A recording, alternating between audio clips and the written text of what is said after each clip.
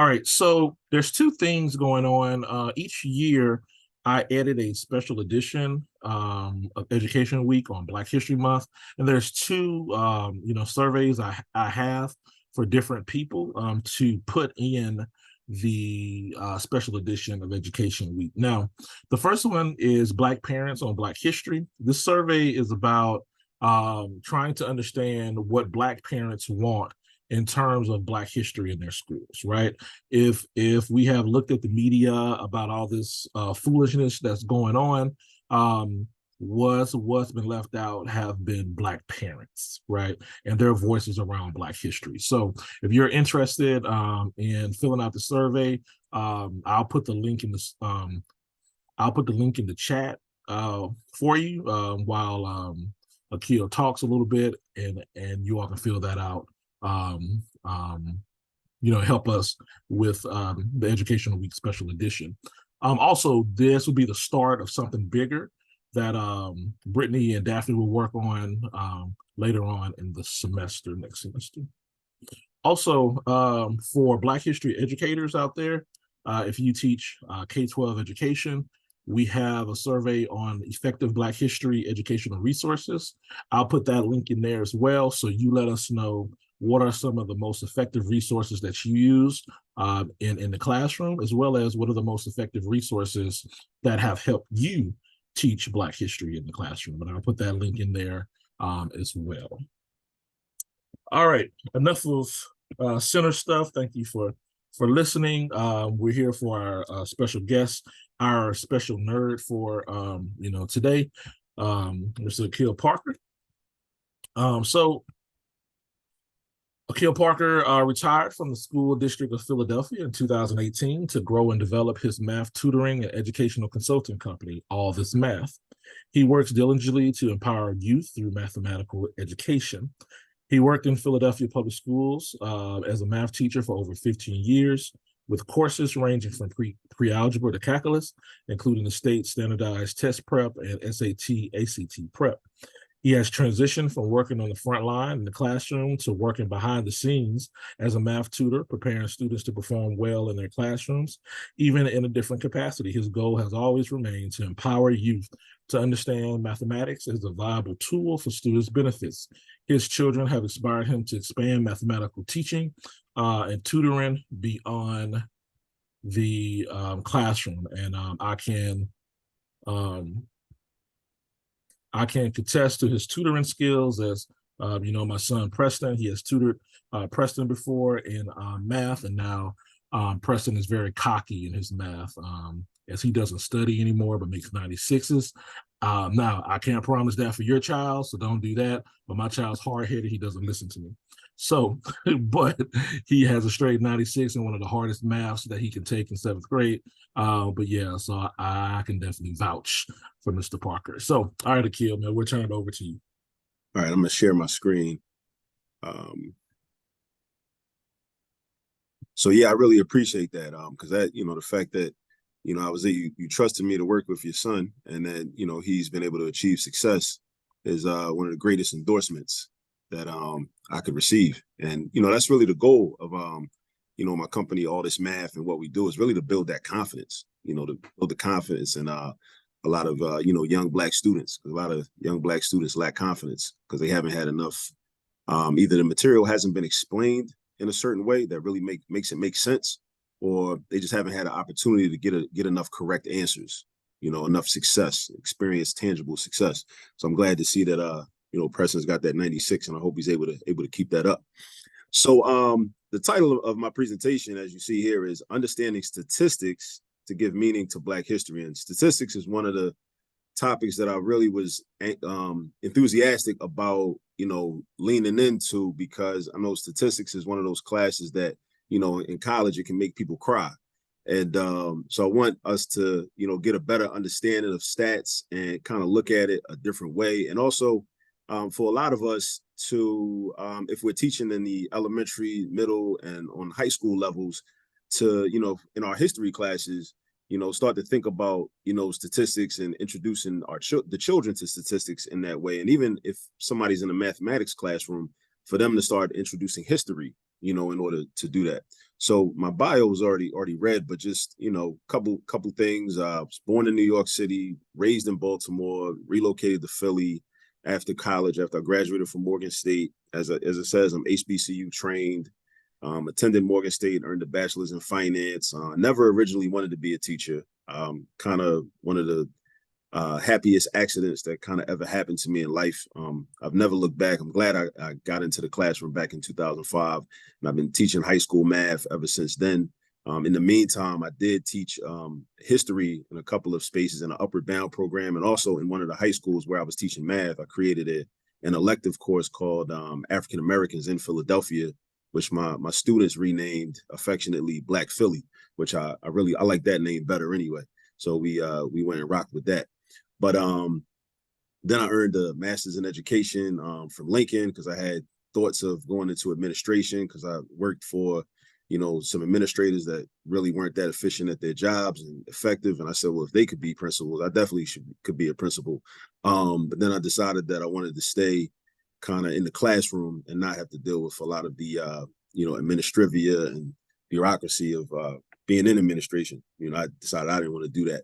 Around 2017, I started teaching on the college level at LaSalle University here in Philadelphia in their education department. And then Cheney University, which I still teach at Cheney. Just ended my fifth year at Cheney. Well, not fifth year, but, you know, my semester just ended in my fifth year at Cheney. And around 2017, founded the company All This Math. Started out, you know, just as a, you know, a math tutoring operation. And then from there expanded into teacher coaching, educational consulting, and during the pandemic, we started a YouTube channel, you know, to provide, you know, math resources and math tutorial videos to parents, to students, and also to early career teachers that might need some instructional support, you know, for their students. And, you know, we're still there, still adding content on a regular basis. And the difference about this YouTube channel is that I, you know, being the you know, kind of modeling after how my classrooms are set up, you know, I'm always talking about Black history. So a lot of my videos start with a, you know, a little Black history lesson or tidbit or what have you. Like if I was wearing this hoodie, this is my Fred Hampton hoodie. So if I was wearing this hoodie in a video on solving quadratic equations, before we even talk about quadratic equations, you know, we gotta, you know, evoke the name of the ancestor Fred Hampton and talk about him and some of his work that he did in the Black Panther Party for self-defense in Chicago. And then we get into the math. And that's part of hystematics, actually, which is the next bullet point. Hystematics is, you know, a teaching framework where we use history to teach math and we use math to teach history. I was always the teacher that, you know, without fail, my students would always say, you know, Mr. Parker, you should have been an African-American history teacher. And I always appreciated that because they recognized what I was trying to do. So, and it was, you know, the Teaching Black History Conference that actually gave me the opportunity to try to formalize what I had been doing organically throughout my career for the previous 14 years. And it was based on the theme of the conference back in 2019. I don't remember specifically what it was, but it gave me an opportunity to, you know, think more deeply about hystematics and actually come up with the name hystematics for what, you know, my teaching style really was. So, and it's broken down into 5 elements: numerical triggers, basically creating math problems that have a goal of ending up at a certain, you know, numerical answer that has a historical connection, such as, you know, we may be teaching elementary school students addition, you know, with 3-digit numbers or 4-digit numbers. And we may intentionally want to create an answer that has the answer of, create a problem that has the answer of 1,791. So once we arrive at 1,791, now we pivot right into a conversation about the Haitian Revolution. Since it commenced in 1791, and we start talking about Dessalines and Toussaint and Cecile Fatiman and, you know, Henri Christophe and, you know, Boukman Dutty and people like that. So that's numerical triggers. And there's so many different examples that we could use because there's so many just numbers and dates and years and quantities of people and things that we can do that with in a math space. So using history to teach math, using math to teach history. And then the next element is African-centered word problems and applications. So creating word problems that are culturally responsive, that speak to the history and experience of the students in the classroom right in front of us, and getting beyond just kind of the cosmetic CRP that we often see a lot, where, you know, a textbook manufacturer may take the same problems that are typically directed at middle-class white students and just change the names to Malik and Keisha, you know, so, but actually getting into, you know, actual word problems, like dealing with, you know, our historical experience. And, you know, and so our students can also learn the history while they're having to kind of tease out information in word problems before they set up the equation and then proceed to solve the equation. And then conceptual double entendres, because what we find is in math, there are a lot of methods and algorithms in math that we use to solve problems and solve equations that can also mirror like a lot of, you know, social science experiences or things we see in sociology or on our everyday, you know, lived experience. One that comes to mind is, you know, in algebra, when we're solving what are called radical equations. And some of you may be familiar with the text co-authored by Bob Moses and Charles Cobb, former SNCC members, where they state that, you know, mathematics education is the civil rights issue of the 21st century.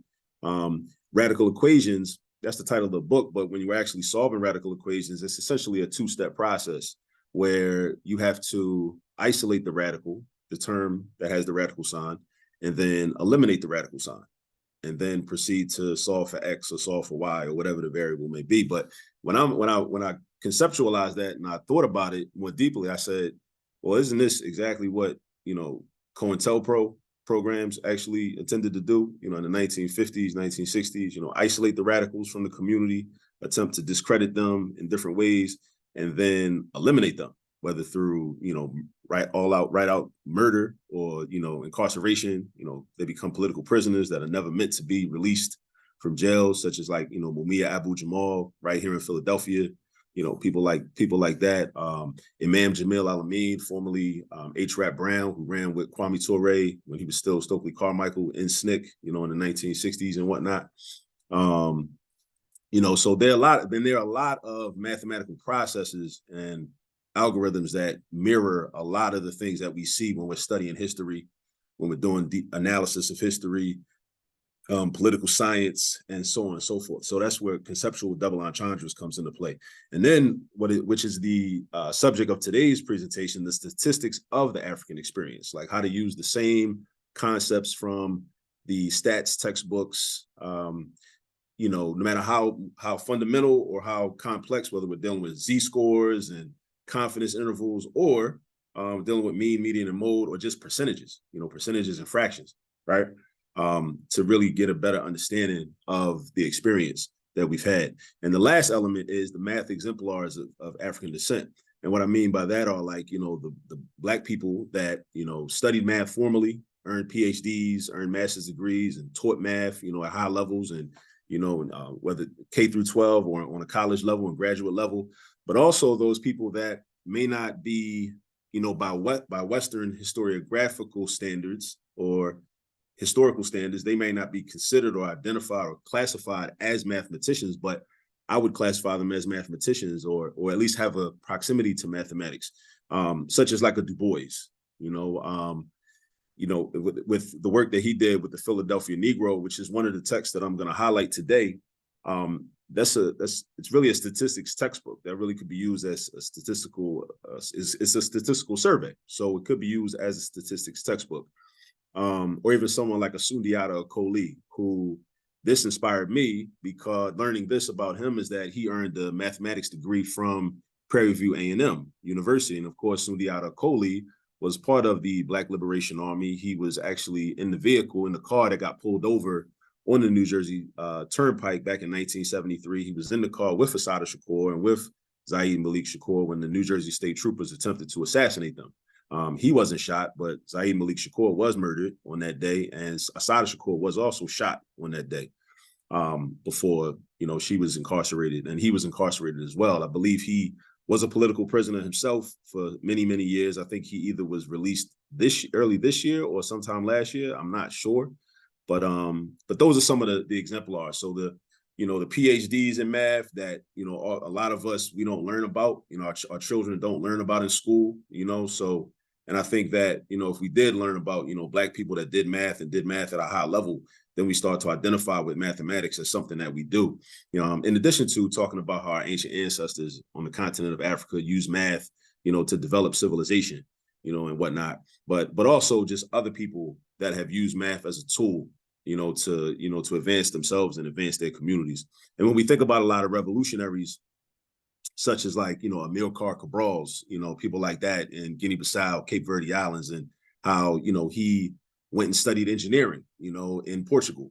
But, from studying engineering and studying agricultural engineering and learning about land and the true value of land through like a mathematical lens and a scientific lens, then coming back to Guinea-Bissau and realizing how important land was, and then combining that with a certain political orientation, then goes and becomes a revolutionary, as opposed to being basically a puppet, a trained puppet for the Portuguese government to kind of be able to control, so they could control Guinea-Bissau by remote control, which essentially happens in neo-colonialism.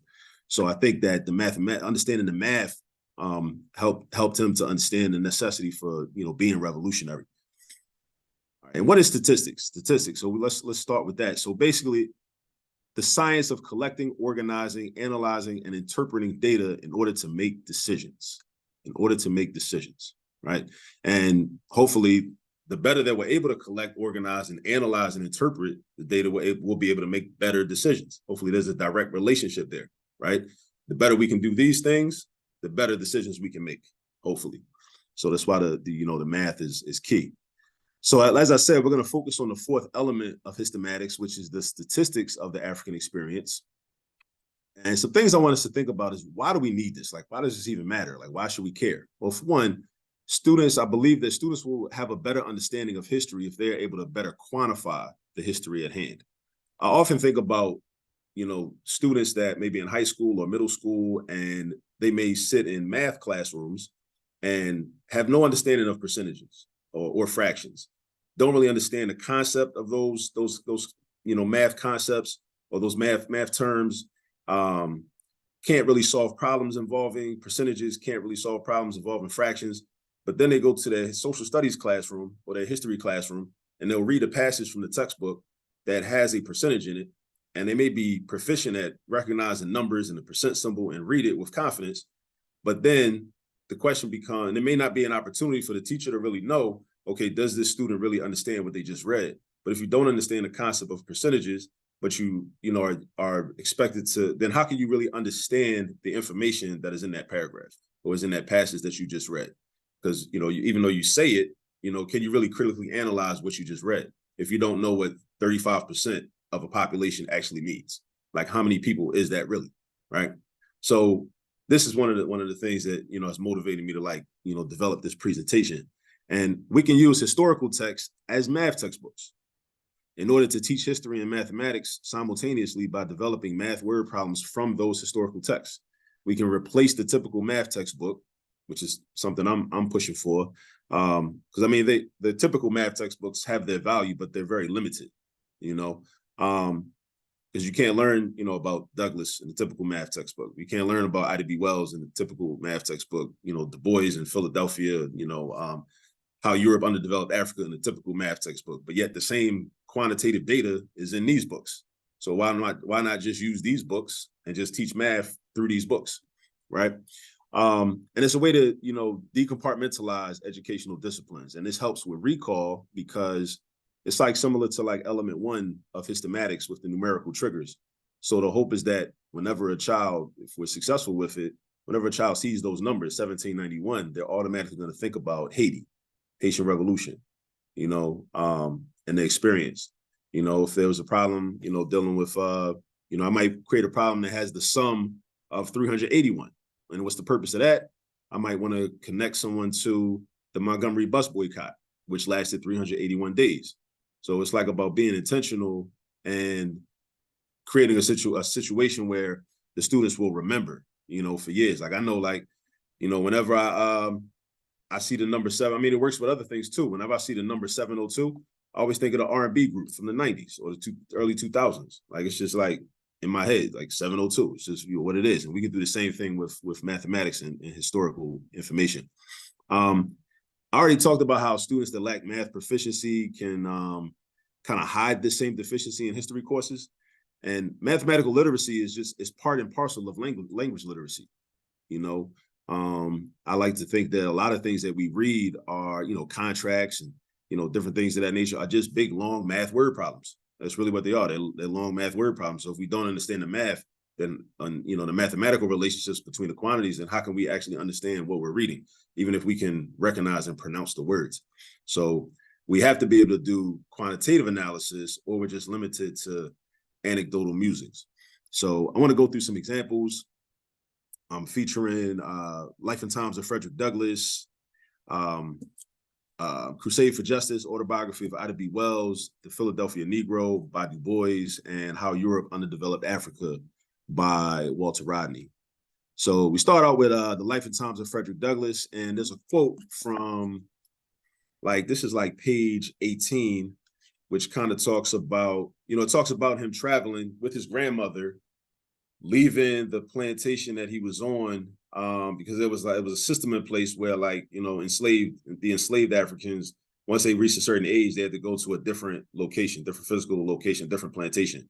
So at the time, Douglass was living with his grandmother, and his grandmother had to walk with him to this next plantation. So the sentence from page 18 is, the distance from Tuckahoe to Colonel Lloyd's, which is where he was going, where my old master lived, was a full 12 miles. And the walk was quite a severe test of the endurance of my young legs. So even right there, basically whenever I'm reading, studying history, I think of it, look at it through a mathematical lens. So then I'm thinking, okay, well, what was the round trip distance of travel? We can talk about that with young people and say, okay, well, how would we calculate that? Well, if it was 12 miles to get there, then if he was going to go back, or his grandmother went back, he didn't go back, but his grandmother had to make a return trip. So that's 12 times 2. So that's going to be 24 miles totally. But then we think about, well, how many feet is that? How many feet is that equivalent to? And how do we figure that out? First, we have to know how many feet are in a mile. 5,280 feet in a mile, right? So then we do the multiplication, 5,280 times 12, we get 63,360 feet. It's a lot. That's a lot, right? Round trip, that would be 126,720 feet, right? Then we can even get into the metric system. How many kilometers is that? How many kilometers is that equivalent to? And then we can talk about why that's relevant. Why would you want to know how many kilometers it is? How come miles is not good enough? Well, everywhere on Earth doesn't use miles, doesn't use that system. So we want to be able to navigate, and, convert and go between systems to represent information. So we say, okay, well, let's do some research. We need to know how many miles are equivalent to, how many kilometers are equivalent to 1 mile. So we do a little research, we can just go on Google, and we'll find out that 1 mile is equal to 1.61 kilometers, right? So if 1 mile is equal to 1.61 kilometers, and we can show this mathematically on, on a board or on a piece of paper, or, we can, so that hopefully we can do it mentally, or we can just think through the process. If 1 mile is 1.61 kilometers, then 2 miles would be double of 1.61, because you double 1 to get 2. So you double 1.61 to get, whatever you get, it should be 3.22 kilometers. But if you want to find out how much 12 miles is, then we're going to take a calculator out, do 1.61 times 12, which should give us 19.32 kilometers. And we round that to 19. So just to get us thinking, okay, well, that's 19 kilometers. And then it's developing mathematical proficiency, but we're using Douglass as a grounding, and Douglass's autobiography as a grounding to teach the math, right? As opposed to, a textbook that may have problems in it that are not as culturally relevant. They may be more abstract, in terms of the wording and whatnot. And then we can even talk about another question that came to mind is if they left in the morning and arrived in the afternoon, at what speed could they have been walking? Now, the book doesn't say specifically, Douglass doesn't document specifically what time they left. I'm sure he was 6 years old when this happened. I'm sure he didn't remember, or maybe didn't have that type of concept of time. Maybe didn't know how to tell time at that age. But if we assume they left at 8 a.m. and they arrive in the afternoon, let's say 12 o'clock. So that's 4 hours, right? There's a formula. We use the distance, rate, time formula to figure out, how fast they might have been walking, right? Because if the distance is 12 miles and the rate, we don't know, the rate of speed, we don't know, but we can figure that out. And we're assuming that the time was 4 hours. We can calculate, we can do algebra, which is needed for statistics, a part of statistics. We just divide 12 by 4 to get 3. So that means they would have been walking 3 miles per hour, and these are just ways to get young people thinking mathematically. And again, to decompartmentalize, their education. So while we're studying history, we're thinking about math, we're doing calculations, and we progress and get into more and more complex, math and more complex statistical analyses, as we go through the text. And, again, start thinking about Z-scores and T-scores and confidence intervals and hypothesis testing at some point in the future, maybe not right away, but at some point. So that's what I wanted to highlight from Life and Times of Frederick Douglass. Then we go on to Ida B. Wells, The Crusader for Justice, and I wanted to highlight the People's Grocery Company lynching that she writes about in this. And so I think what I want to do is, let me see, we don't have a lot of time, but there was an excerpt from that text on page 49, which talk. Well, let me give a little context on what happened. So basically, 3 Black men, they open up a grocery store in a mixed community. So there's economic competition, right? Because they're opening up a grocery store. So the white business owners don't like this. So they're attempting to challenge them and harass them and try to get them to shut down their operation.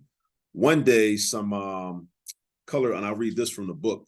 One day, some colored and white boys quarreled over a game of marbles, and the colored boys got the better of the fight, which followed.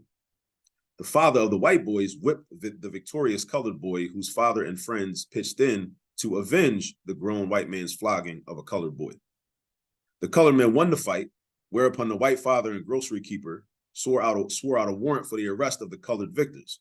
Of course, the colored grocery keepers had been drawn into the dispute, but the case was dismissed with nominal fines. Then the challenge was issued that the vanquished whites were coming on Saturday night to clean out the People's Grocery Company.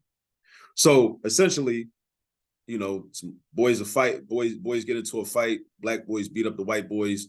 The father of the white boys, beats up the black boy, and then black fathers are like, nah, that's not cool. We're not about to do that. So then they retaliate on behalf of their sons, right, and the young brothers, and then the white men want to retaliate again. So essentially, the black people are like standing guard, expecting this.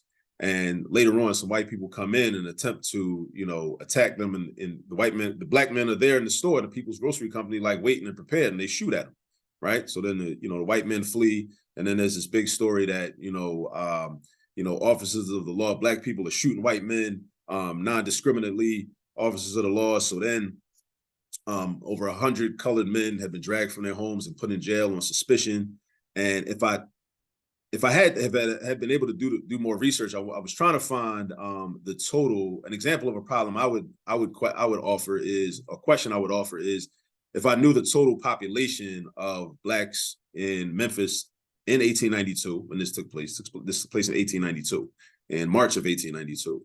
Then we could calculate some percentages. What percentage of the population, and actually what percentage of the population of Black people was actual Black men. And then, so what percentage of Black men were dragged from their homes, probably in the middle of the night due to this situation? And we can calculate that to get an idea of, okay, how significant this was. There's a footnote in the text that says there had been a riot, however, in 1866, in which 44 Negroes and 2 whites were killed. Some questions come to mind based upon that, is that, what was the ratio of Negroes to whites killed? The right ratio would be, 44 to 2, right? So a lot more Negroes than whites. What was the percentage? Well, 2,200%. There's a 2,200%, of the Negroes represented 2,200% of the whites killed. And then you can look at it the other way. What was the ratio of whites to Negroes? That would be 2 to 44, right? And what was the percentage? 4.5%, right? And of course, if this was a different type of setting, I would actually go through the actual math step by step and show, like, in a detailed way, like, how we come up with these numbers. But for the purpose of this conversation, I'm just going to give the data, give the results. But this, of course, is a tragic situation. It was a lynching later that. So actually, these the 3 grocery store owners were arrested, right? They were held in jail, and the Black community knew that white people were wanted to harm them, so they stood guard at the jail. They stood guard at the jail for 2 nights. They assumed that things would be safe by the 3rd night. But let me read from the book. It said the manhood which these Negroes represented went to the county jail and kept watch Sunday night. This they did also on Monday night, guarding the jail to see that nothing happened to the colored men during this time of race prejudice, while it was thought that the wounded white men would die. On Tuesday following, the newspapers which had fanned the flame of race prejudice announced that the wounded men were out of danger and would recover. The colored men who had guarded the jail for the 2 nights felt that the crisis was past and that they need not guard the jail the 3rd night. While they slept, a body of picked men was admitted to the jail, which was a modern Bastille. This mob took out of their cells Thomas Moss, Calvin McDowell, and Henry Stewart. Those were the 3 grocery store owners of the People's Grocery Company. The 3 officials of the People's Grocery Company. They were loaded on a switch engine of the railroad, which ran back of the jail, carried a mile north of city limits, and horribly shot to death. One of the morning papers held back its edition in order to supply its readers with the details of that lynching. From the columns was gleaned the above information together with details which told that it is said that Tom Moss begged for his life for the sake of his wife and child and his unborn baby, that when asked if he had anything to say, told them to tell my people to go west. There is no justice for them here. Right. So, and they were all murdered. So this actually led to Ida B. Wells actually leaving Memphis because her life was endangered. She was actually on the East Coast, I think in Philadelphia, at a writers' conference or writers' convention with T. Thomas Fortune at the time when this happened. And when she came back, well, they told her she couldn't come back, or her life was in danger. They burned down the office where she ran a newspaper with someone else. So yeah, so that's the excerpt from Crusader for Justice, the autobiography of Ida B. Wells. Then we go on to the Philadelphia Negro. All right, and this first bullet point deals with the introduction, which actually was written by Elijah Anderson in 1996.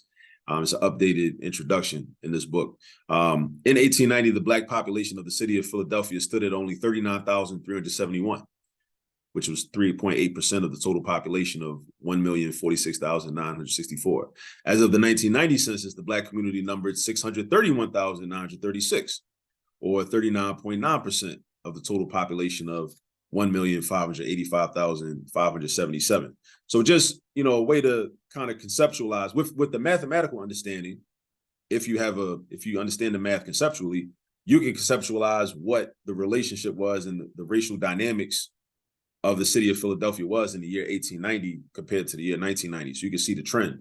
You can see the difference. In 100 years, there was an increase in overall population, and there was an increase in the Black population. There was also an increase in the percentage of the population. So the fraction of Black people in Philadelphia increased, greatly by about 35% almost. But we go to like page 1 of the Philadelphia Negro, where Du Bois kind of lays out his methodological approach. He said, the general aim, this study seeks to present the results of an inquiry undertaken by the University of Pennsylvania into the condition of the 40,000 or more people of Negro blood now living in the city of Philadelphia. So it's 40,000 people at this time, right? This inquiry extended over a period of 15 months and sought to ascertain something of the geographical distribution of this race, their occupations and daily life, their homes, their organizations, and above all, their relation to their million fellow white citizens, which is what, is already highlighted here. So from that, like you start to, even if we hadn't read the introduction and didn't have this bullet point, we can start to think about those comparisons, right? Okay, it's 40,000 Black people. It's 1 million white people. So we realize like, okay, what percentage is that? Like what fraction is that? So when we think about race relations and we think about, the way people are, moving through the city and how, and what happens, because a lot of times we become, some people, if they don't do the they can't do this mathematical analysis. They become like, I guess, I don't know if the term is anachronistic.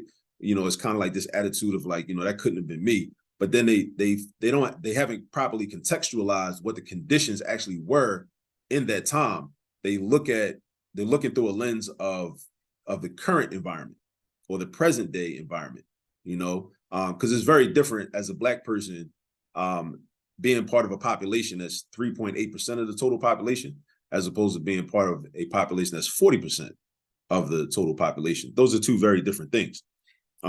Moving on, the final design of the work is to lay before the public such a body of information as may be a safe guide for all efforts toward the solution of the many Negro problems of a great American city. The methods of inquiry, the investigation began August the 1st, 1896, and saving 2 months, continued until December the 31st, 1897. So we can talk about how long the study lasted. And saving 2 months, again, that's mathematical language. He's subtracting 2 months from that total span of time.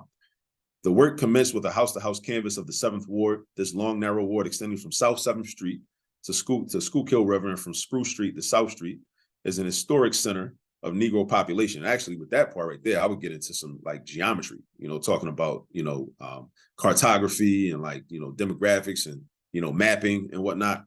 So when people talk about, another day went by and I still haven't used y equals mx plus b. Well, we could use y equals mx plus b in order to like make some predictions, about, space, and the y-axis and the x-axis, which is how GPS works. GPS works based on the y-axis and the x-axis, right? So, and then he goes on to say that from Spruce Street to South Street is an historic center of Negro population and contains today a fifth of all the Negroes in the city. Now, that's very important because I've had so many students over the years that say, I hate fractions. I never like fractions. I can't stand fractions. I don't want to see a fraction. And I think it's because they haven't been taught, the concept of fractions, let alone the procedures for doing arithmetic with fractions or reducing fractions or converting an improper fraction to a mixed number, or even understanding what an improper fraction really is. Like, what does that really mean? Like, and how to explain that. But we say like a fifth of all the Negroes in this city. Now we can start to think like, okay, if it said earlier that there are 40,000 or so, 40,000 or more people of Negro blood, 40,000 Black people. But then down South Philly, they're saying, okay, today contains a fifth of all the Negroes in the city. So we're looking at like, what is 1/5? These are questions that like young people and even adults should be able to ask themselves to figure things out and identify information. But if you don't know what a fifth is, or you don't know how to, use 1/5 to figure out that, well, 1/5 of 40,000 is 8,000. So then you wouldn't know that, right? So unless the author explicitly tells you that, or actually, maybe the author is mistaken. Like, because one of the things we use math for is to verify information. So we can verify what, an author may say, right? If we have the mathematical wherewithal to be able to do that. And then, Du Bois does go on to say in a subsequent paragraph, 6 schedules were used among the 9,000 Negroes of this ward, right? So just a couple pages I wanted to highlight in the Philadelphia Negro, just to show examples of how, this text could be used for statistics and to teach different statistics concepts. All right.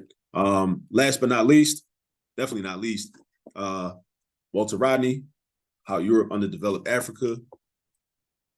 And I want to go to this page, page 23, where I actually do want to read through this. This is a quote from there where he says, foreign investment often takes the form of loans to African governments. Naturally, these loans have to be repaid. And in the 1960s, the rate of repayment or amortization on official loans in underdeveloped countries rose from $400 million per year to about $700 million per year. And it is constantly on the increase. And that's only in the 1960s. It's even more astronomical now, right? Besides, there is interest to be paid on these loans as well as profits which come from the direct investment in the economy. These two sources accounted for the fact that over $500 million flowed outwards from the underdeveloped countries in 1965. The information, so there's a negative trade balance. So when we can have a conversation about that. If this much money is flowing outward, that's a negative trade balance, right? More is going out than is coming in, right? The information on these matters is seldom complete for the obvious reason that those making the profit are trying to keep things quiet. So the figures given above are likely to be underestimates. They are meant to give some idea of the extent to which the wealth of Africa is being drained off by those who invest in and thereby own a large part of the means of production of wealth in Africa. Furthermore, in more recent times, the forms of investment have become more subtle and more dangerous. They include so-called aid and the management of local African companies by international capitalist experts. Africa trades mainly with the countries of Western Europe, North America, and Japan. Africa is also diversifying its trade by dealing with socialist countries. And if that trade proves disadvantageous to the African economy, then the developed socialist countries will also have joined the ranks of the exploiters of Africa. However, it is very essential at this stage to draw a clear distinction between the capitalist countries and the socialist ones, because socialist countries have never at any time owned any part of the African continent, nor do they invest in African economies in such a way as to expatriate profits from Africa. Therefore, socialist countries are not involved in the robbery of Africa. Most of the people who write about underdevelopment and who are read in the continents of Africa, Asia, and Latin America are spokesmen for the capitalist or bourgeois world. They seek to justify capitalist exploitation both inside and outside their own countries. One of the things which they do to confuse the issue is to place all underdeveloped countries in one camp and all developed countries in another camp, irrespective of different social systems, so that the terms capitalist and socialist never enter the discussion. Instead, one is faced with a simple division between the industrialized nations and those that are not industrialized. It is true that both the United States and the Soviet Union are industrialized, and it is true that when one looks at the statistics, countries such as France, Norway, Czechoslovakia, and Romania are much closer together than any one of them is to an African country. But it is absolutely necessary to determine whether the standard of living in a given industrialized country is a product of its own internal resources or whether it stems from exploiting other countries.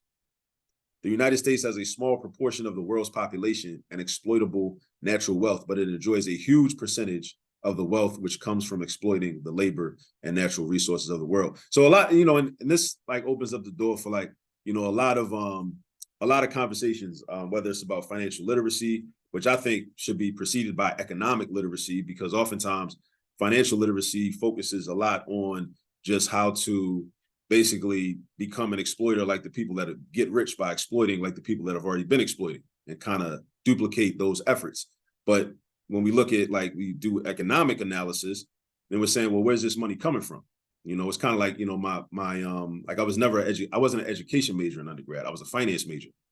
So we were being taught basically the science of how to profit and make profit and how companies, investment banks, commercial banks, how they basically exploit and steal, and in a formalized way. And we learned the math of how to measure all of that theft.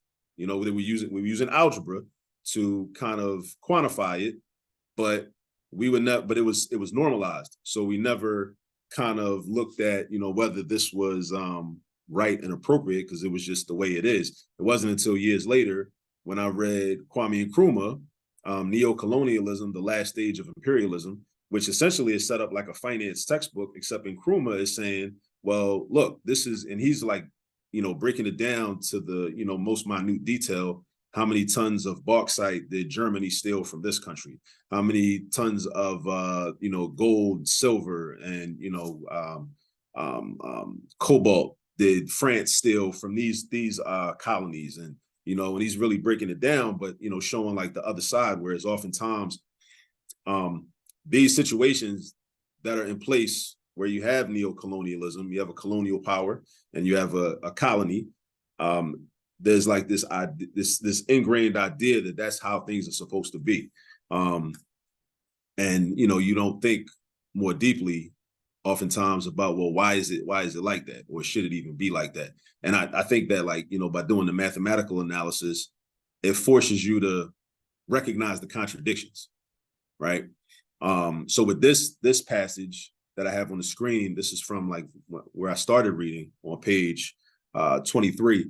We could talk about, what is the increase in loan payment, or what is the percentage change in loan payments? So yeah, so that's that. I just wanted to highlight these four texts as like an example of how, like I say, like, we can, I think, educate our children and our youth more meaningfully in math by using the historical texts that are already available. And that's something that I'm definitely going to be doing going forward, through my company and through the work that we're doing through all this math in terms of building out hystematics and making it more, I guess, more mainstream. Usually don't like that term, but I guess that is what it is. Just so, we can kind of, I guess I call it, what is it? Concept activity overlap. If I don't want to use, trying to change my language sometimes because, language is a conduit of culture. So if I say like kill two birds with one stone, it's like, why you gotta be so violent? You know what I'm saying? We can come up with other language to, describe certain things, but we can teach history and teach math at the same time. So, so the students will also understand, like, again, why am I learning this stuff? Like, what's the purpose of this algebra? Like, why do I need to know this? So, okay, so that you can better understand the history that, and again, something that Walter Rodney talked about was the ever presence of history, how history is in the past, but it's very present because the effects of it and the residual effects of it, we all experience. We're all of us on this Zoom call and Zoom meeting are experiencing the effects of historical activity, like right now as we speak. So, so students hopefully will be able to think, okay, well, this is another reason why I need to learn math, because if I learn math and on a deeper level in statistics, as one branch of mathematics, I can better understand my history. And if I better understand my history, then I can kind of better forecast what's going to happen in the future and better understand also what is happening right now and what is taking place. So yeah, we have time for questions and comments, but here's my contact information, website, allthismath.com. Please go to the YouTube channel. We have free math tutorials on the YouTube channel, culturally relevant math. I start off with, brief history lessons. I promote historically Black colleges with my sweatshirts and T-shirts and hoodies and other, Black historical figures. I've even wore some Carter Center swag and paraphernalia in some of the videos. Here's my email address, allthismath@gmail.com. And I'm also on social media under All This Math as well. Facebook, Instagram, TikTok. My daughter Asada, she's in a lot of the videos that I've produced. She's been urging me, telling me I need to get on TikTok and make TikTok math videos to, get more exposure. But that's something else I'm going to be doing too. So yeah, if we have time, we can, have some questions. Hey, Akil, go ahead and unshare your PowerPoint so we can get everybody in the grid here. There we go. All right. We'll open it up for any questions. I know there were a few in the chat, but we can go ahead and unmute yourself and ask the question.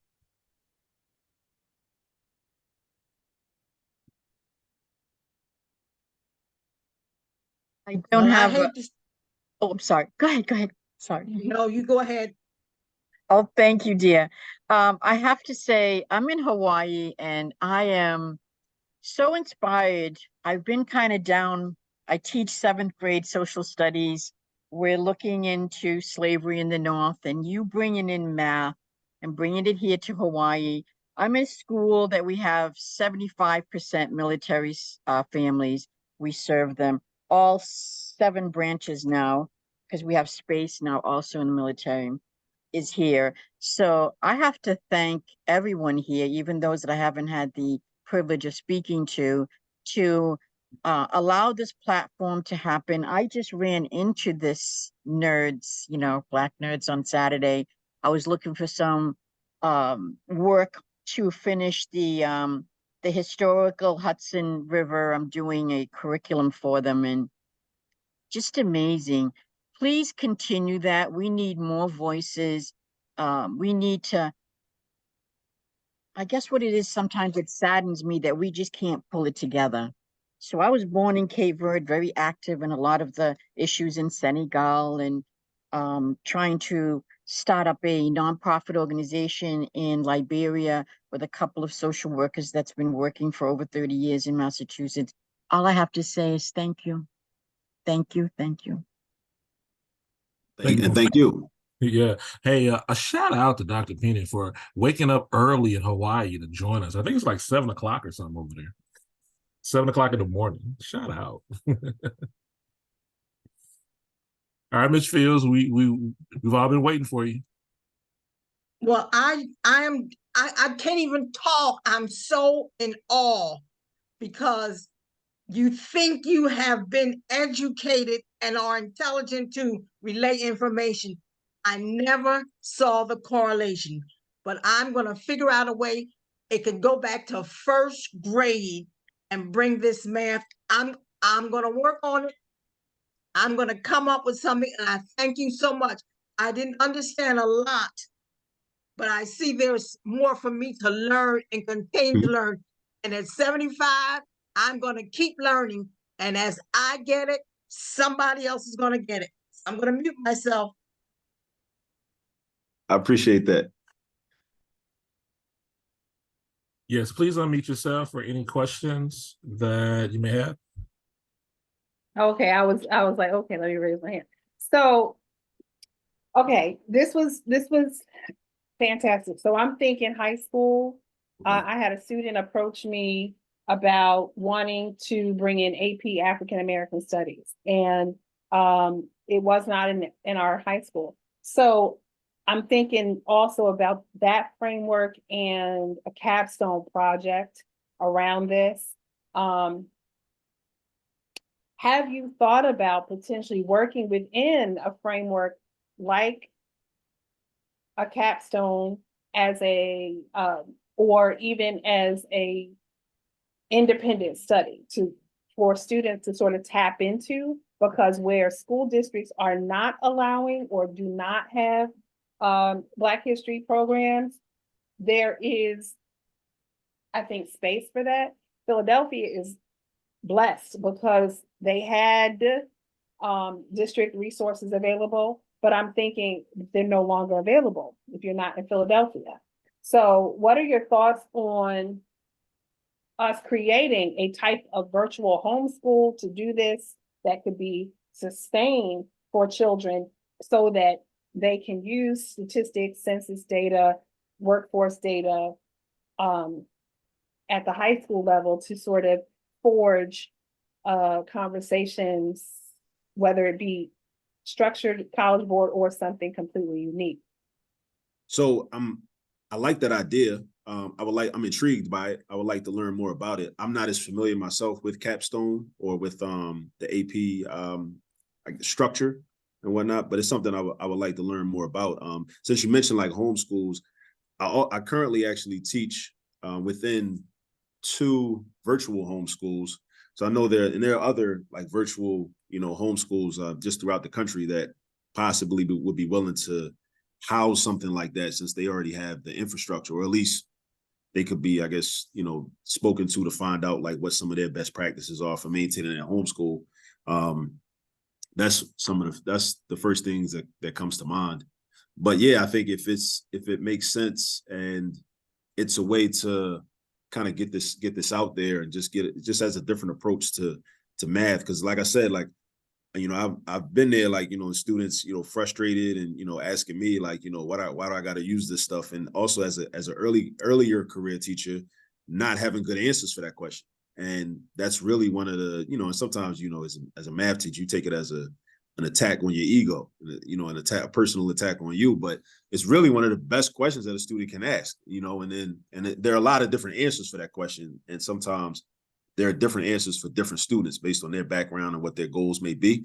So it's important for us to like know the answers. So, understanding history is an answer for it, or just more generally problem solving. Problem solving and analytical reasoning is an answer for it. And but that can be kind of abstract. Like young people and even some adults are like, it's like when people say, well, why do I need to know the quadratic formula? Well, it's not really about the quadratic formula. It's about the process of using the quadratic formula, because that's a transferable skill. Because if you can use the quadratic formula in a 10th grade algebra 2 class, use the quadratic formula, solve for X, plug in the A's and the B's and the C's and all that, replace the letters with the numbers. Then it's like, okay, one day I am in a grocery store and I'm like, okay, I got this limited amount of money. I got to feed 7 people. and this food got to last for 2 weeks, and we got to make something shake. So how are we going to do this? We got to know how to think critically and mathematically to make sure that, you know, we don't get to, like, you know, the end of week 1 and all the food is gone, right? Because if you did that, then you ain't do that equation right, you know. But it's really the same thing. It's really the same thing. But I think those are like the types of conversations that have to be had in algebra classrooms to make it, you know, make it connect and make it click. Even if you can't necessarily see it, you know, it's a framework. Like the mathematics is a framework in itself. Just like when you go to Walmart or Target and buy a picture frame, when you get home, you take the stock photo out and throw it away, or if it's paper, you should recycle it, right? And then you put your own picture in there, but the frame is still there. So once you learn how to do the problems, then you're like, okay, now I can. And even if the problem you're doing in class is culturally irrelevant, it's like, all right, well, because I know some of us, and even myself, like when I was young, I had a tendency to say, well, this don't got nothing to do with my life, or this is racist or whatever.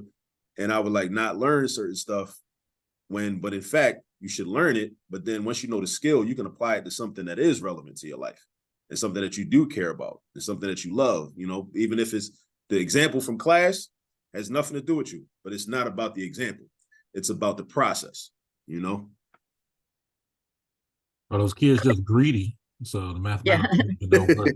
So, you know, If we Gotta could account for teach that. just that method to the Yeah. children today, if we could just teach that you might not need it now, but Right. somewhere down the line, it's going to be relevant. If we can just get that through to the children today, it would make a big difference. I'm going to mute. Sister Barbara, I totally understand. I'm just going to throw this out there. The National Endowment of Humanities constantly is looking for, lately they've had like up to $70,000, $80,000 for grants for anyone that's taken up issues that has to do with Black history. It would be nice if you could, I'm just saying you could, if you could see if you can get a grant to do a cohort where you're inviting teachers. Hopefully you'll keep us all in mind, where you pay, what happens is that you end up paying a stipend to the teachers. The teachers, you might have it every weekend for 3 weeks, and however you want to set it up. And then what happens is that out of this, you could create a book with specific, like say you took the neo-colonialism, you took 4 books and you wanted to have a cohort of teachers of 20 teachers, and each one of them would get $300 or $1,000 to create a curriculum that you're going to put in the National Endowment of Humanities, and it'll be part of their curriculum. That would be awesome. Or you reach out to a university or the network that you already have, including this platform.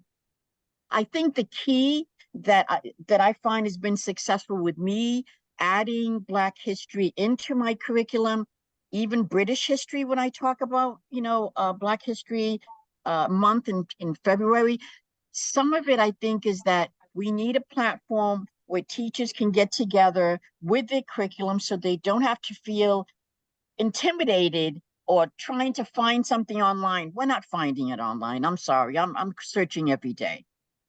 Colonial in the North with I can't think of all of the scholars that were on this platform, but it lasted 3 days. It was phenomenal. And then we had 3 weeks of this platform that we would have an assignment like checking something, and we would just communicate. Now we have 22 new curriculum that social studies and literacy teachers are using from New Jersey to Mexico. And I implore you to please continue what you're doing, but try to find where you can get teachers to sit down and be comfortable with their curriculum and create their own lessons in curriculum. And I think there's a lot of good come out of that. I appreciate that. I'll definitely look into that. Definitely. Thank you for that. Dr. Alice, thank you for that. Okay, let's work on that. I'm very familiar about the endowment. I was just trying to figure out a topic, and if that's a topic, we definitely can work on that. Okay. Yeah, we'll yeah. Montana, are there any questions in the chat? I think Akil answered all of them in the chat. Go ahead, Radisha. Hey, Akil, man. Hey, how you doing? To another, I'm over here just like, ooh, this is music to my ears. And if I can, matter of fact, what I was going to say is to try to encourage you to create that book, that textbook. We keep talking about what textbooks don't have, Mhm. right? That already has that built in. We don't have to come up with it or figure it out. And so many of us as adults don't have the historical knowledge, right? We didn't get that when we were in school. So we have to go dig it up and figure it out. But if you already have it, not but you already have it. So those examples to put in the book, and like, you know, of course, it always leaves room for people to come up with more, but to give us a start, like I'm building my own schools and I definitely would like that has to be a part of it, especially because, you know, when we think about ancient African pedagogy, it was never compartmentalized. It was always, you know, Right. inter and now transdisciplinary is the new term, right? How we use that in our community. So I love it. I love it. And that was my question. Are you working on a book for this? So for hystematics, yes. I gotta iron down some time to say, okay, I'm about to start, you know, writing this and compiling you know, my information and whatnot. Because I still have, so I have the How to Use All This Math series. Volume 1 came out in June. And so volume 2, I have the outline completed for volume 2. So that's another 2024 project. And that's more of a project for, that resource is more for parents to show, not just parents, but grandparents, uncles, aunts, to show them how everyday regular activities can be leveraged and used as teachable moments to develop algebra skills, arithmetic skills, and geometry skills, so that when their children go into school and they sit in a math class, they're never going to be overwhelmed or feel bombarded with, like, you know, percentages and, you know, ratios and proportions and negative numbers. It's like, when that becomes a thing that we just naturally do in our households, or while we're driving to the store, or, you know, going this place or that place, and we're just having mathematical conversations, the same way we have conversations about other stuff, where we're practicing it using the English language, and which means that our children aren't as uncomfortable in ELA class, but they're very uncomfortable in math class. I'm trying to create like a balance, like between that. So that series of books is for that. But the hystematics book is also one of my projects for 2024. Just like, you know, kind of like similar to this presentation, but being more detailed in terms of like identifying the 5 elements and explaining them and showing some examples of like how it can be used, you know, for whether you're a teacher, whether you're, you know, a teacher, administrator, or parent, homeschooler, you know. So yeah, definitely 2024, I just gotta be disciplined and like hold myself accountable and make it happen. All right. Hit me up, yo. I'm this is like fun for me. So anytime you want to talk about it. But I have a series of workshops coming up for the Arizona MLK Youth Rally, and those workshops will also include parents. And I'm going to be making sure that I mention that to them and promoting your work in that way, as well as Ms. Donovan, yes, indeed, and of course Dr. King. All y'all stuff is going to be part of the resources for parents in Arizona. I know people don't think Black people are in Arizona. We are here. I'm a native. We actually have a lot of deep history that I'm uncovering right now as part of a project. So I'm looking at that grant too. So thanks for sharing that. And that AP capstone, you can incorporate anything in that, anything. Yeah. So yeah, thank you. And I look forward to that. All right, we have time for maybe 1 or 2 questions. Dr. Darby? Akhil, thank you so much for your presentation today. I really enjoyed it. One of the things that you said that stuck out to me was that it's important to identify those in our history who were mathematicians, whether it was at the PhD level or whatever their contribution was mathematically, even down to African culture and hairstyles and, you know, geometry in that aspect. I think it's important to also include women in the history of mathematics. You know, I think sometimes that women are overlooked, especially African American women. And I can remember a time teaching at one of the, when I was teaching in the federal government, I remember working with these 16 to 24-year-olds, and the people that I work with around mathematics were mostly men. And so when solving difficult problems, we had challenging problems that we would put on the wall for kids to solve. And I remember, like, you know, working through problems to create the answers so that the kids would know if the solutions were right. And I had one male say to me, you know, well, you had to get help by a male in order to solve that problem. And I'm like, no, I actually did solve that problem.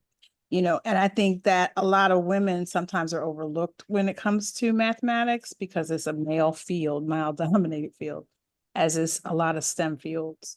So I just wanted to make that contribution, or just add that, you know, I don't know if you considered it, but I think it's important to, you know, think about it. And again, thank you for your presentation and all that you're doing. Yeah, thank you for saying that. So like my affiliation with actually National Association of Mathematicians, so I don't really, I guess I don't really gender it, you know, when I'm talking about African American mathematicians. In fact, I've learned about a lot more like black female, not more, but kind of like an even split. Black male mathematicians and black female mathematicians, like Marjorie Lee Green, Evelyn Boyd Granville, Euphemia Lofton Haynes, you know, just different, you know, people that, you know, from the 20th century that were, you know, HBCU trained and then became HBCU professors and taught for years and years. And of course, we know about, you know, Hidden Figures, you know, the sisters in Hidden Figures, of course. But there was, you know, so many more, you know, black men and black women. And I see them as, you know, having worked side by side, you know, to try to, you know, teach our community, you know, mathematics, you know. All right, we have space for one more. Tamara? Hey, thank you. Good afternoon, Dr. King. Excellent Black History Month Saturday nerd class. I'm glad I was able to make it. Dr. Parker, I just wanted to ask if you had a list of those African Black mathematician exemplars. I know you named a couple that I had never heard of previously and looked up, but do you have like a working list that I could potentially reference for future use? I do actually. So I have like a lot of the PhDs. I've actually researched a lot of them. And actually there's actually, I can refer you to somebody. There's a brother named Dr. Scott Williams, who I think is at University of Buffalo. He compiled he has because this is how I got introduced to this list of African-American, like, you know, math PhDs. Yeah, Dr. Scott Williams, because he's affiliated with NAM, National Association of Mathematicians. So you might want to start with him and his work. If you just do a Google search of him, yeah, I'll type it in the chat. Dr. Scott Williams. Actually, I had an idea to come up with some T-shirts. So a couple of years ago, I was just doing, you know, Google online research of just like the names that I saw in there, and I was trying to find out, like, you know, a couple of pieces of information. Okay, yeah. See, there's his website right there. Yeah, he taught at Buffalo. So yeah, you can definitely start there. But in terms of the other people, like, you know, the Sundiata Coleys, and, you know, even Adam Clayton Powell Jr. had a math degree from Colgate University, and Anna Julia Cooper had a master's degree in mathematics. I think your T-shirt idea would be dope. I'm thinking of the Central Park 9 that did their T-shirt. I'm thinking of the T-shirts that list the names of other impactful Black folks. So I think that would be really dope, and I'd buy one. Yeah, appreciate that. Appreciate that. All right.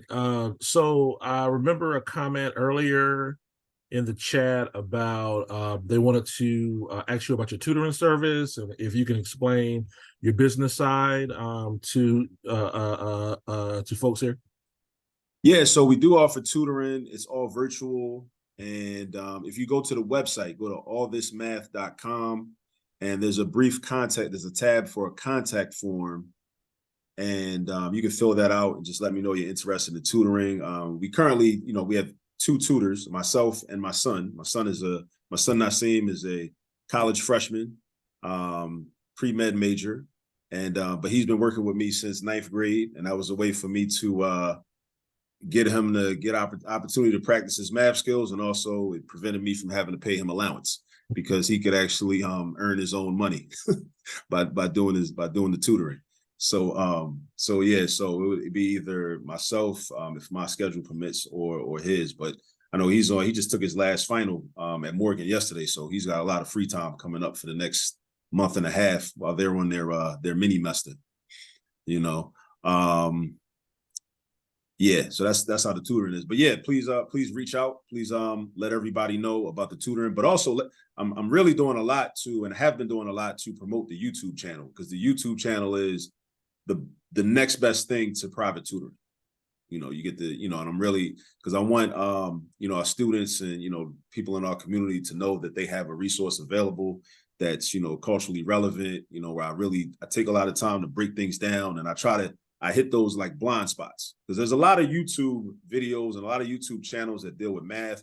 But what I find is that they're great for me, you know, if I just need to brush up on something.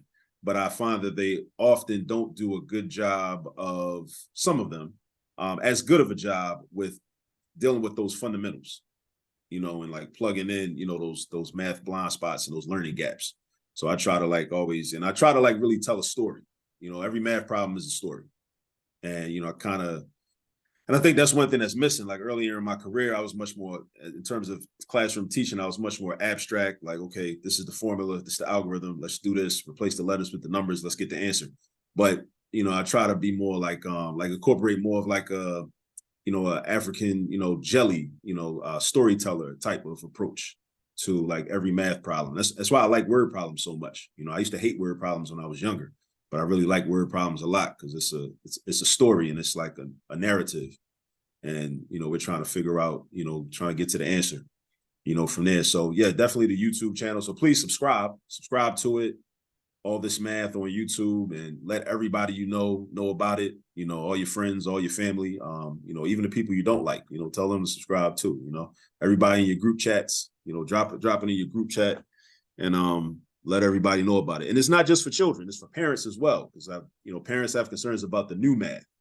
So I want parents to be able to go onto the channel and gain some understanding of some of the methods that are being used in schools now, so they can feel confident that they can help their children with the homework. And they don't end up getting into an argument with your child because your child's telling you like, no, you can't do it this way, because my teacher said we got to do it this way, you know. And then so I got the videos on there to show you how to do it the way the teacher wants your child to do it. And also I show you the connection, you know, because like, you know, a lot of the new math is just, it gives you a conceptual understanding of the old methods. Like, you know, and I was resistant to it myself as well, but then I had to learn it so that I could teach my students at Cheney these new methods, which really just explain like why long division works. Because when I was a child, I learned long division. I just learned it. I learned the steps and memorized them, and I just did it. But if you ask me why it works, I couldn't tell you, you know. But then these other methods, they actually give you a breakdown. So it enables you to see why the long division actually works. So why the standard algorithm for multiplication, why does that work? Or, you know, it's just giving you, you know, different methods. And it increases numeracy. You know, definitely these different methods increase the numeracy, in case anybody's wondering, because that's the first question. Because parents are like, well, why can't they just do long division? Well, they could just do long division, but you're not going to get as much of a foundational and conceptual understanding of numbers and of numeracy if you're only learning something one way and you're just trying to get to the answer. And I think that's why, like, that's how you can develop a love for mathematics, from really understanding it by doing problems in different ways. Whereas a lot of people, even if they excel in mathematics, if they have a procedural understanding, mathematics just becomes like a means to an end. Like there's no love there. There's like a tolerance. It's just a necessary evil. This is something I'm good at. I don't really care about it. But you can really develop a love for math by actually understanding it conceptually and fundamentally. So that's one thing that those are some benefits of the new math methods that are being taught. And the YouTube videos will help keep the peace in the household when you figure out you don't remember that math and you start screaming at your child, talking about you should have listened in class. You know, come on now, people. Dr. Darby, do you have something? I saw your hand was raised. I put it down because I didn't want to like to take much of his time up. I have a lot, I have a love for math, but I just wanted to say, when you're teaching about these lessons, are the students at the end of that time able to also share about the lessons that they've learned and using that math? Do you know what I mean? Like, are they able to have discussions about what, you know, you shared with one another? Because I find that kids that they share with their peers what their understanding is, they are able to own that information. They know it, you know, as opposed to just going through the routines. And I don't know why this works, but here it is. Yeah. So that's the goal. That's the goal. And I do see that sometimes I'm having, you know, interpersonal conversations with each other, but also like I like when they kind of take me by surprise sometimes, because then it'll be like a week later or 2 weeks later, and they're like, yeah, because remember when you told us about, you know, the Malcolm X method for, you know, factoring quadratic trinomials. And I'm like, oh, okay. So so this is working. Okay, cool. All right. I like that. And if they can see the patterns in the math, like there's Yeah. patterns all over mathematics, if they can see those patterns, they'll remember, oh yeah, this is how we do this. This is what the quadratic equation is. This is what slope formula represents, you know, and this is how we can graph that. So those things are very important in the discussions. Yep. Thank One you. thing I like, Colin, you'll be the last person, the last question. One thing that I did like with Akil's method, I know when Akil and Preston was working, it was a time where Preston was just like, okay, like forget my curriculum. I just want to learn about this, how to do this. So I think they spent some time. You remember that, Akil? Like he was just like, hey, I just want to learn something else, right? Yeah. And there was some times where I think the way you were teaching it was a little bit different from his teacher, but he liked the way you were teaching it, and you know, would kind of filter with that. And after a while, you know, I used to send his curriculum, and then Preston would just tell, you know, Kill like, I don't really, you know, I know that, I understand that. Yeah, he already knew But it. He already knew that. Yeah. I want to learn something else a little bit deeper. So that was pretty cool. All right, Colin, last person. What you got? Thank you, Mr. Parker. This is so dope. My question is kind of off the heels of like the comment of like Black women scientists. Mhm. I wonder, so, I'm curious if it'd be helpful on like your YouTube channel to reach out to some of those people and have them like guest star on your channel, to show what a scientist looks like today. Right. And what they do with it and things like that, with like biostats in my case, I mean econometrics and so on. Have you considered that before? I just a question. Yeah, I have actually. So for a couple of years back, I started something on my Instagram page called Math Related, and I would do these interviews, like about an hour or so long, with just different people from different walks of life that, you know, and we talked about like, how do you use math, you know, in your profession, or I mean, I talked to some math teachers, but then I talked to some other people, like some engineers and some you know, some scientists, like you mentioned, again, and it was really just to provide answers to that question of, when am I going to use this stuff? You know, so that is something I would like to like start back up. Yeah, because it makes sense. It definitely makes sense. All right, good people. We did run over, but thank you for you know, staying or whatever the case would be. We are taking a break for the winter, but we definitely will be back in terms of programming the first Saturday. Daphne will begin her book study. The link should be in the chat. I'll send out the chat transcript for you all, for those who are interested in participating in her book study beginning on the 3rd. The next Saturday, we'll have our first Black History Nerd session for the spring semester, and then, you know, we'll finish up for that. You all have a wonderful Saturday. You all have a wonderful holiday, winter break, winter solstice, whatever you celebrate or whatever the case would be. And we'll see y'all back in January. Bye. Peace.